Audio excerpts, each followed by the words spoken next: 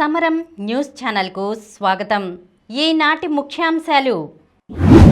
హెలికాప్టర్లో నుంచి చూస్తే కష్టాలెలా తెలుస్తాయి, అందుకే పొక్లైన్పై వచ్చా ముఖ్యమంత్రి చంద్రబాబు. బాధితుల సహాయార్థం ₹1 కోటి విరాళం ఉప ముఖ్యమంత్రి పవన్ కళ్యాణ్.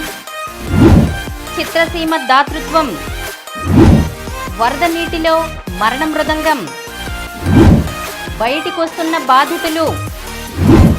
గుడ్లవల్లేరు కళాశాల ఘటనపై పోలీస్ స్టేషన్ ముట్టడికి విద్యార్థుల యత్నం. వీళ్లు పారా రాకెట్లు. 51 మందిని బలిగొన్న రష్యా దాడి.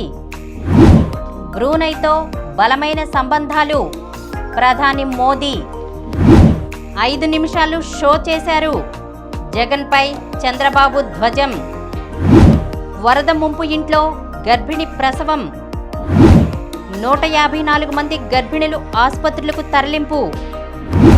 2000 కిలోమీటర్ల మేర రహదారుల ధ్వంసం. ప్రకాశం బ్యారేజ్ గేటు మరమ్మతులకు ముమ్మర ఏర్పాట్లు. దీప్తి కంచుమోత. 3వ రోజు ముంపులోనే. ఆరోగ్యానికి 6 సూత్రాలు. ఈరోజు వార్తలను చూద్దాం. హెలికాప్టర్లో నుంచి చూస్తే కష్టాలెలా తెలుస్తాయి, అందుకే పొక్లైన్పై వచ్చా ముఖ్యమంత్రి చంద్రబాబు.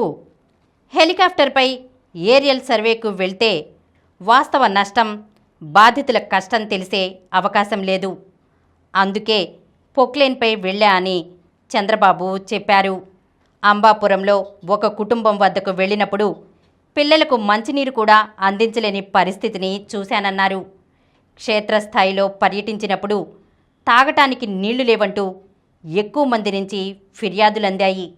బుధవారం నుంచి మరిన్ని వాటర్ బాటిళ్లు పంపిణీ చేస్తాం. 180 ట్యాంకర్లతో నీళ్లు సరఫరా ప్రారంభిస్తాం. బుధవారం సాయంత్రానికి అన్ని రక్షిత తాగునీటి పథకాల నుంచి నీళ్లు విడుదల చేస్తాం. ప్రతి వార్డులో 1000 కుటుంబాలకు ఒకరిని సచివాలయ కేంద్రంగా నియమించి వారికి సెల్ ఫోన్ ఇస్తాం. అందరికీ ఆహారం సరఫరా అయిందో లేదో తెలుసుకుంటామని పేర్కొన్నారు. బాధితుల సహాయార్థం ₹1 కోటి విరాళం ఉప ముఖ్యమంత్రి పవన్ కళ్యాణ్. గత ప్రభుత్వ నిర్లక్ష్యమే ప్రస్తుత సమస్యలకు కారణమని ఉప ముఖ్యమంత్రి పవన్ కళ్యాణ్ మండిపడ్డారు. బుడమేరు కాలువల నిర్వహణను పూర్తిగా విస్మరించడం వల్లే విజయవాడను వరద ముంచెత్తిందన్నారు. అన్నమయ్య ప్రాజెక్టు విషయంలోనూ గత ప్రభుత్వం ఇలాగే వ్యవహరించిందని, చిన్న ప్రాజెక్టుల్లో లాకులు కూడా రిపేర్లు చేయలేదని ధ్వజమెత్తారు. వరద బాధితుల సహాయార్థం ₹1 కోటి విరాళం ఇస్తున్నానని ముఖ్యమంత్రి చంద్రబాబును బుధవారం కలిసి చెక్కు అందజేస్తానని పవన్ కళ్యాణ్ ప్రకటించారు. చిత్రసీమ దాతృత్వం. ప్రకృతి విపత్తులతో తెలుగు ప్రజలకు కష్టం వచ్చిన ప్రతిసారి చేయూత అందించడంలో ముందుంటుంది చిత్రసీమ. భారీ వర్షాలు, వరదలతో అతలకుతలం అవుతున్న 2 తెలుగు రాష్ట్రాలకు సాయం అందించేందుకు మరోసారి సినీ ప్రముఖులు ముందుకొచ్చి విరాళాన్ని ప్రకటిస్తున్నారు. తమ దాతృత్వాన్ని చాటుతున్నారు.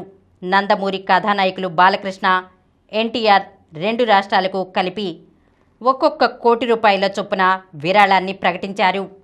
బాధిత ప్రజల సహాయార్థం తన వంతుగా ఆంధ్రప్రదేశ్ ముఖ్యమంత్రి సహాయ నిధికి ₹50 లక్షలు, తెలంగాణ ముఖ్యమంత్రి సహాయ నిధికి ₹50 లక్షల చొప్పున విరాళంగా అందిస్తున్నట్లు నందమూరి బాలకృష్ణ వెల్లడించారు.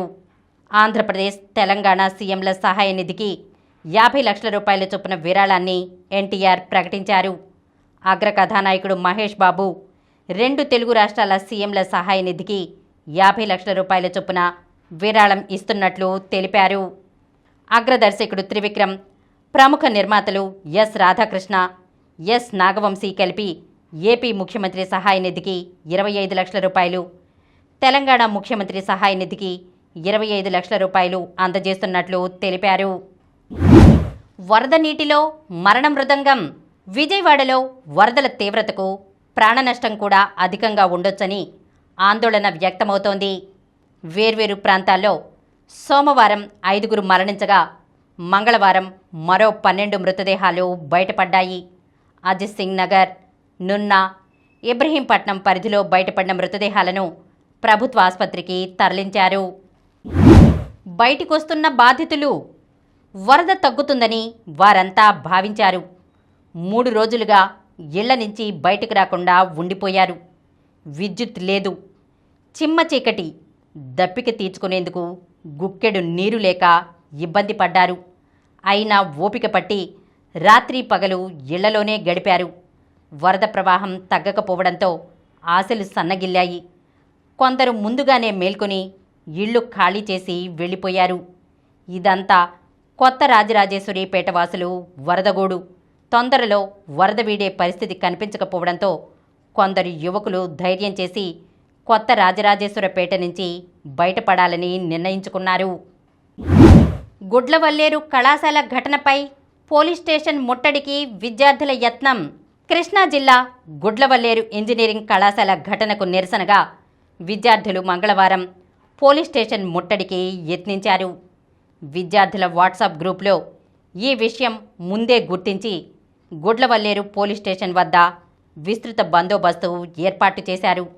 గ్రామంలోనూ స్టేషన్కు వచ్చే అన్ని మార్గాల్లో పోలీసులు పెద్ద ఎత్తున పరిశీలనలు చేపట్టారు.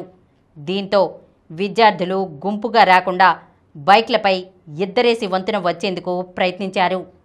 కొత్త వంతెనపైనే పలువురు విద్యార్థులను గుర్తించడం, స్టేషన్ సమీపానికి వచ్చిన విద్యార్థులను నిలువరించి వారి చరవాణులతో తల్లిదండ్రులకు తెలియజేసి వివరాలు రాసుకొని పంపించారు. వీళ్ళు పారా రాకెట్లు. క్రీడల్లో రాణించాలంటే ఎంతో శారీరక శ్రమ కావాలి. దాన్ని సాధించగలగడం అవయవాలన్నీ సక్రమంగా ఉండేవారికే కష్టం. కానీ కొందరు దివ్యాంగులు మాత్రం వైకల్యం తమ శరీరానికే కానీ సంకల్పానికి కాదంటున్నారు. ఇబ్బందులను అధిగమించి ప్రపంచ స్థాయి క్రీడల్లోనూ రాణిస్తున్నారు. ప్రస్తుతం జరుగుతున్న పారాలింపిక్స్లో ఇలాంటి ఆణిముత్యాలు ఎందరో. పారా బ్యాడ్మింటన్ పోటీల్లో పతకాలు సాధించిన తులసీమతి మురుగేషన్, మనీషా రామ్దాస్లు ఆ కోవకే చెందుతారు. 51 మందిని బలిగొన్న రష్యా దాడి. ఉక్రెయిన్లోనే షోల్టావా నగరంపై బాలిస్టిక్ క్షిపణులతో రష్యా జరిపిన దాడిలో 51 మంది మరణించారు. 219 మంది గాయపడ్డారు. మరణించిన వారిలో 18 మంది భవన శిథిలాల కిందే సజీవ సమాధి అయ్యారు. మంగళవారం ఉదయం సైనిక శిక్షణ శిబిరంతో పాటు సమీపంలోని ఆసుపత్రిపై ఈ దాడి జరిగింది. కీవ్కు పోల్టావా 350 కిలోమీటర్ల దూరంలో ఉంది. పోల్టావా సైనిక సమాచార కేంద్రంలోనే కొంత భాగం దెబ్బతింది. ప్రజలు శిథిలాల కింద చిక్కుకుపోయారు. వారిలో చాలామందిని రక్షించామని ఉక్రెయిన్ అధ్యక్షుడు జెలెన్స్కీ తెలిపారు. బ్రూనైతో బలమైన సంబంధాలు. ప్రధాని నరేంద్ర మోదీ వాణిజ్య సాంస్కృతిక సంబంధాలను బ్రూనైతో మరింత బలోపేతం చేసుకునేందుకు ఎదురుచూస్తున్నట్లు ప్రధాని నరేంద్ర మోదీ తెలిపారు. చారిత్రక బంధాలను సరికొత్త ఎత్తులకు తీసుకెళ్లడమే తన భేటీల ఉద్దేశమని చెప్పారు. 2 దేశాల పర్యటనలో భాగంగా మంగళవారం ఆయన తొలుత బ్రూనై చేరుకున్నారు. 5 నిమిషాలు షో చేశారు. జగన్పై చంద్రబాబు ధ్వజం. వరద ప్రాంతానికి వచ్చి 5 నిమిషాలు షో చేసిన మాజీ ముఖ్యమంత్రి జగన్మోహన్ రెడ్డి అక్కడి బాధితులకు ఒక్క భోజనం ప్యాకెట్ అయినా ఇచ్చారా, ఒకరినైనా పరామర్శించారా అని ముఖ్యమంత్రి చంద్రబాబు నిలదీశారు. జగన్ వికృత చేష్టలకు పాల్పడుతున్నారని మండిపడ్డారు. రాష్ట్ర చరిత్రలో ఎన్నడూ జరగని ఘటనలు ఇటీవల చోటు చేసుకుంటున్నాయని, అన్నింటినీ అనుమానించే పరిస్థితులు కల్పిస్తున్నారని పేర్కొన్నారు. వరద ముంపు ఇంట్లో గర్భిణీ ప్రసవం. విజయవాడ డాబాకోట్ల రోడ్డులోని ఇంటి చుట్టూ చెరువును తలపించేలా నీరు. ఆ ఇంట్లో నెలలు నిండిన మహిళకు 2 రోజులుగా కంటి మీద కునుకులేదు. సాయం అడిగినా స్పందించేవారు లేరు. ఈ క్రమంలో మంగళవారం తెల్లవారుజామున ఆమెకు పురిటి నొప్పులు వచ్చాయి. వరద నీటి మధ్యలోని ఇంట్లోనే ఆడబిడ్డకు జన్మనిచ్చింది ఆ గర్భిణి.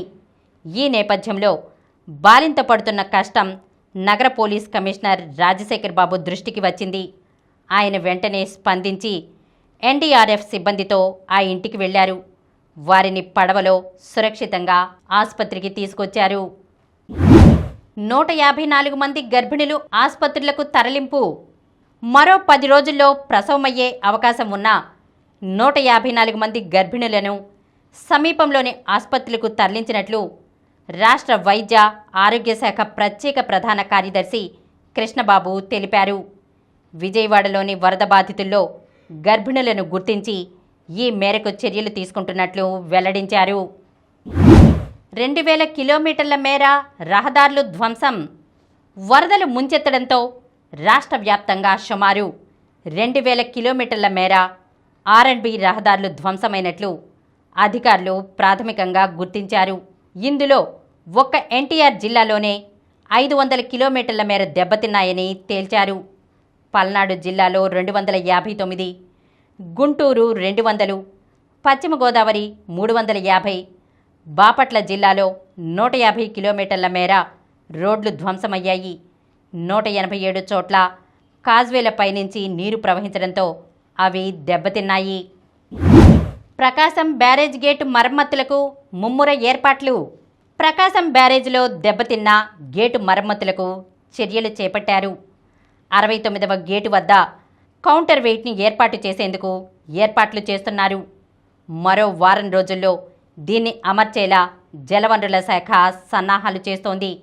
ఇందుకోసం ఇటీవల తుంగభద్ర గేటుకు స్టాప్ ల్యాక్ ఏర్పాటు చేసిన జలవనరుల శాఖ నిపుణుడు కన్నయ్య నాయుడు విజయవాడ చేరుకుని సమీక్షిస్తున్నారు. మంగళవారం ఆయన బ్యారేజీ గేట్లను పరిశీలించారు. అనంతరం అధికారులతో సమీక్షించారు. ప్రకాశం బ్యారేజీకి చేరిన వరద ఉధృతికి 5 పడవలు వచ్చి అడ్డు తగిలిన విషయం తెలిసిందే. దానిలో ఒకటి కౌంటర్ వెయిట్ను ఢీకొనడంతో విరిగిపోయింది. 67, 68, 69 గేట్లకు 2 బోట్లు అడ్డుగా ఉండడంతో ఆ గేట్ల నుంచి దిగువకు నీటి ప్రవాహం సక్రమంగా లేదు. దీనిపై ముందుగా పడవలను తొలగించే విషయాన్ని చర్చించారు. విజయవాడలోనే కౌంటర్ వెయిట్ తయారు చేసి ఏర్పాటు చేయనున్నారు.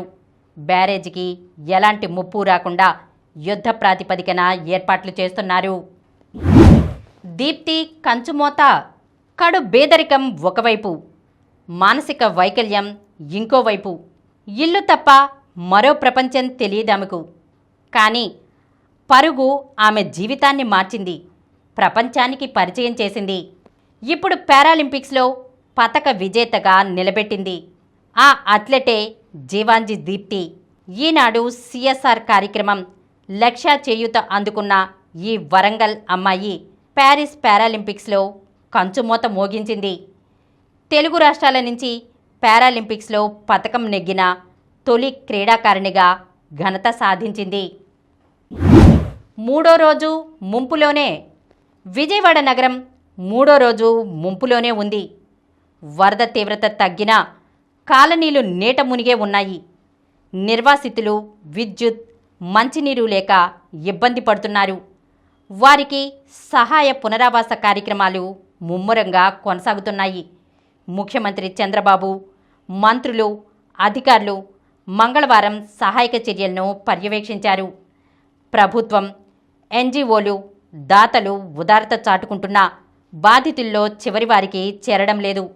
మంగళవారం చాలా కుటుంబాలు ఇళ్లు ఖాళీ చేసి పునరావాస కేంద్రాలకు తరలిపోయారు. దాదాపు 75,000 మంది వివిధ కేంద్రాల్లో ఆశ్రయం పొందారు. ఆరోగ్యానికి 6 సూత్రాలు. ప్రతిరోజు కనీసం అరగంట పాటు వ్యాయామం చేయాలి. వారంలో కనీసం 150 నిమిషాలు వ్యాయామం కోసం కేటాయించాలి. పరుగు, సైక్లింగ్, ఈత, యోగా, నృత్యం ఇలా రోజు ఏదో ఒక వ్యాయామం తప్పనిసరి. ఉదయం బ్రేక్ఫాస్ట్ నిర్లక్ష్యం చేయకూడదు. కడుపు నిండా అల్పాహారం తీసుకోవాలి. నీటిని నిర్లక్ష్యం చేయకూడదు. రోజుకు కనీసం 2 నుంచి 3 లీటర్ల నీరు తాగాలి. ఆఫీస్లో కంప్యూటర్, ల్యాప్టాప్ స్క్రీన్ను అదే పనిగా ఎక్కువసేపు చూడకూడదు. దీనివల్ల కంటి చూపుపై ప్రభావం పడడంతో పాటు ఇతర ఆరోగ్య సమస్యలు తలెత్తే అవకాశం ఉంది. అరగంటకు ఒకసారైనా కంటికి కాస్త విరామం ఇవ్వాలి. రాత్రి భోజనం తర్వాత నిద్రపోవడానికి మధ్య 2 గంటల సమయం ఉండేలా చూసుకోవాలి. రోజు కనీసం 7 నుంచి 9 గంటల నిద్ర ఉండాలి. దీనివల్ల వ్యాధి నిరోధక శక్తి పెరగడంతో పాటు ఒత్తిడి నుంచి ఉపశమనం కలిగి మానసికంగా ఆరోగ్యం బాగుంటుంది. ఇప్పుడు కొన్ని సంక్షిప్త వార్తలను చూద్దాం. వరద సాయం విరాళాలకు ప్రత్యేక డెస్క్. వరద బాధితులకు ఆహారం, తాగునీరు అందించాలనుకునే దాతల కోసం విజయవాడలోని ఇందిరాగాంధీ మున్సిపల్ స్టేడియంలో ప్రభుత్వం ప్రత్యేక డెస్క్ను ఏర్పాటు చేసింది. క్వార్టర్స్లో sinner. Top seed sinner US open tennis tourney పురుషుల సింగిల్స్లో క్వార్టర్ ఫైనల్ చేరుకున్నాడు. ధనుష్ మళ్లీ మెరిశాడు. హైదరాబాదీ షూటర్ ధనుష్ శ్రీకాంత్ మళ్లీ మెరిశాడు. ప్రపంచ బదిరిళ్ల షూటింగ్ ఛాంపియన్షిప్లో అతడు 2వ పసిడి సొంతం చేసుకున్నాడు. భళా బంగ్లా. పాక్తో సిరీస్ క్లీన్ స్వీప్. బంగ్లాదేశ్ జట్టు మరోసారి సంచలనం రేపింది. పాకిస్తాన్తో 2వ టెస్టులోనూ ఘన విజయం సాధించి సిరీస్ను క్లీన్ స్వీప్ చేసింది. లార్డ్స్లో WTC ఫైనల్. ప్రపంచ టెస్ట్ ఛాంపియన్షిప్ 2025 ఫైనల్కు ప్రతిష్టాత్మక లార్డ్స్ మైదానం ఆతిథ్యమివ్వనుంది.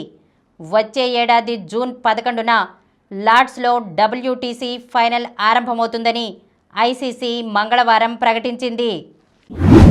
మరిన్ని వార్తా విశేషాలతో రేపటి సమరం న్యూస్ ఛానల్లో మళ్ళీ కలుద్దాం. ప్రతిరోజు వార్తా విశేషాల కోసం అనతి కాలంలోనే 20 కోట్ల వ్యూస్ సాధించిన సమరం ఛానల్ సమర్పించు సమరం న్యూస్ ఛానల్కు సబ్స్క్రైబ్ చేయండి, లైక్ చేయండి, మీ ఫ్రెండ్స్కి షేర్ చేయండి. అలాగే ప్రక్కనున్న గంట సింబల్ని ప్రెస్ చేయడం మర్చిపోకండి. Please download Samaram Channels app from Google Play Store and watch your favorite channels. Click the bell icon and subscribe to the channels.